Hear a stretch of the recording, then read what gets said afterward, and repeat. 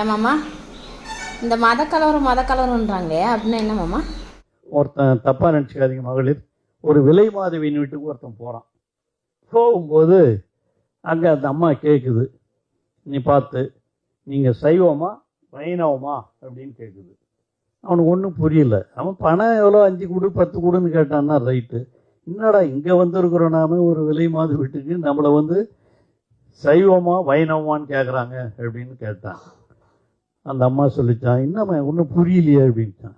ஒன்றும் இல்லை, சைவம்னா இப்படி வைணவம்னா இப்படின்னுச்சான். ஒன்றும் புரியல. சைவம்னா இப்படி வைணவம்னா இப்படி, ஒன்றும் புரியல.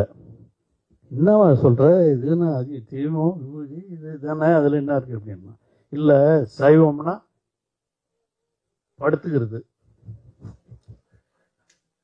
வைணவம்னா நின்னுங்கிறது. நின்னுங்கன்னா 5 படுத்தா 10. இந்த மாதிரி பேசிடுவாங்க. இந்த மாதிரி பேசிட்டா அதுக்கப்புறம் என்ன பண்ணுவாங்கன்னா, ஆப்போசிட் பார்ட்டி எங்களை மட்டும் என்னென்ன கேட்குற, அப்போ நீ அவனை கேட்கலாம்ல, இல்லை நீ அவனை சொல்லலாம்ல அப்படின்னு சொன்னால் நல்லா அசிங்கமாக கேட்பேன். நான் என்ன கேட்பேன் அப்படின்னா, இதுக்குள்ளே போகிற முன்னாடியே அவர் பச்சையாக பேசுறாரு. நாமம் போட்டவங்க நின்றுக்கிட்டு பண்ணுறாங்க, பட்டை போட்டவங்க படுத்துக்கிட்டு பண்ணுறாங்க. இந்த வார்த்தையை பெண்கள் இருக்கான்னு சொல்லி தான் பண்ணுறாரு. ஒரு அமைச்சர் பேசுகிற பேச்சா? நீங்க சொல்லுங்க, அமைச்சர் விட்டுருங்க. யாரோ ஒருத்தர் பேச என்ன செய்வீங்க? செருப்பை கட்டி 4 தப்பா போயிடும்.